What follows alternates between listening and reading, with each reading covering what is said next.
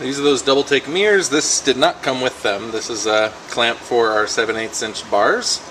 So anyway, they'll just turn it into essentially a motorcycle mount for these mirrors or any rear view mirrors of your choice. I like these though, so I would recommend them.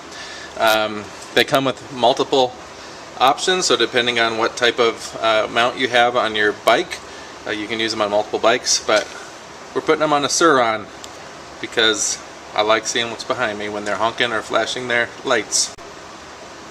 Let's get started by mounting these brackets on the bars. So I'm going to slide this guy underneath there, put him on top.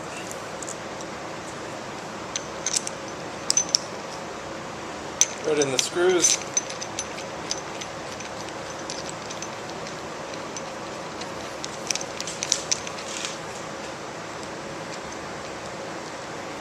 And those are the same size. 5/16, baby. I should apologize for the fan noise. It's just hot in here. One really cool thing about an electric motorcycle is that really you can work on it in your air-conditioned house. You don't have to be out in the garage. Unless you're making a video and you have kids and a wife who would rather not see all your tools all over the floor. That's when that happens, right, Gus? Then you end up in the garage even when it's nice inside and you could be working in there. Use my tool hound. Gus, get me a socket wrench, buddy. You choose the size. Alright, in my case I'm grabbing a 5/16 wrench. And I'm setting these to a torque of please don't fall over. Because if you're going 40 miles an hour with your mirrors out, you don't want this to flip around and hit you in the arm.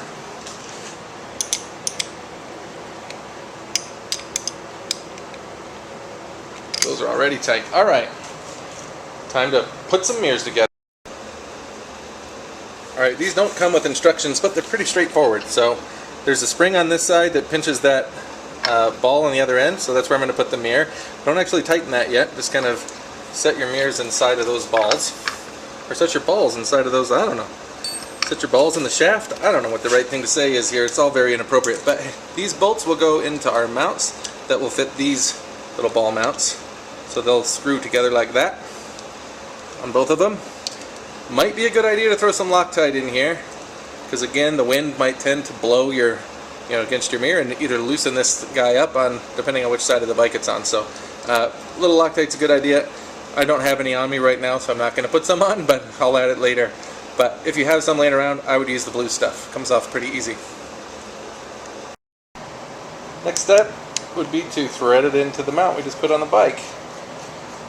I know you're starting to think, geez man, this is not that complicated.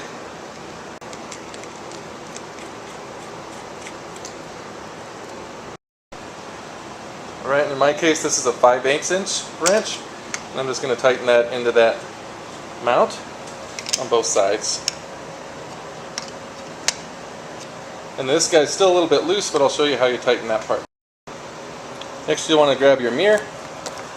Forgive my angle here, but I'm just tightening up this little wing nut onto the ball. And that actually has quite a bit of clamping force. So once I've tightened it up really well, you can use it as a wrench essentially on that ball to really get it tight. Let me show that to you from a different angle. So I'm just going to tighten it down until it grabs hold of this ball really tight and give them a little bit of a wrenching. Cool? Now the way I set these up, I always want this to be inside. That basically flat.